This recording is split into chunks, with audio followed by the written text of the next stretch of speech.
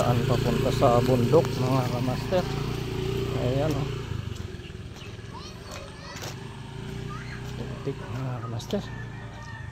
At tayo ay dadalaw sa bundok at ilang araw tayong hindi nakapunta gawa ng maulan. Ngayon umaraw, samantalahin natin pumunta mga kamaster. At ito, ito yung nasa bundok. Ganda na ng palay nila. Malapit na yan magbunga mga kamaster.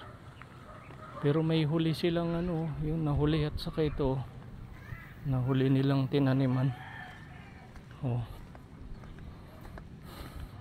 Nahuli. Pero yung nauna malapit na yan. Malapit na siyang mamunga.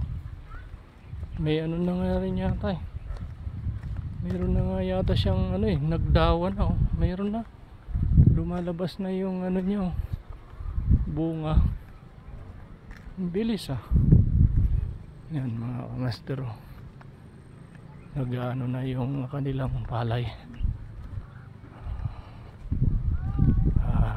Bumubunga na. Ilang buwan lang to, aanihin na yan mga kamaster.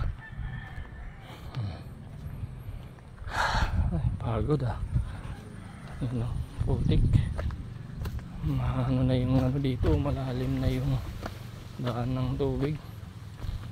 Nagkanal-kanal na, mahirapan nang pumasok yung motor sa mga kamaster. Na yung dinaanan ng tubig, kalsada. Ay nako, grabe, hindi na kayang iakyat yung motor natin ito. Wala na putik-putik, tapos lalalim na ng lubak. Ayan mga master, kaganapan dito sa papunta dun sa bundok mga kamaster. Ayan mga kamaster, kuha tayo ng gugulayan nating papaya.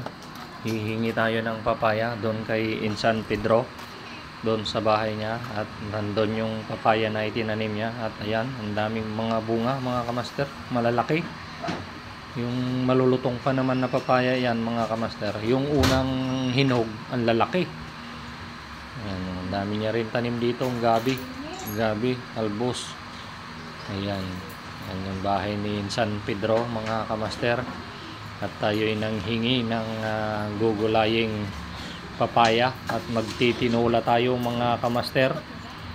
Tinula for today ang ating yun naman, pasabaw-sabaw naman tayo mga kamaster. Kay nakaraan puro tuyot na. Ayan daming bunga yung papaya niya mga kamaster.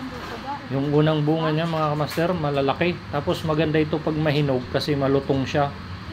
Hindi siya kahit hinog na siya, malutong pa rin. Ang ganda, magandang klase yung variety ng ng papaya.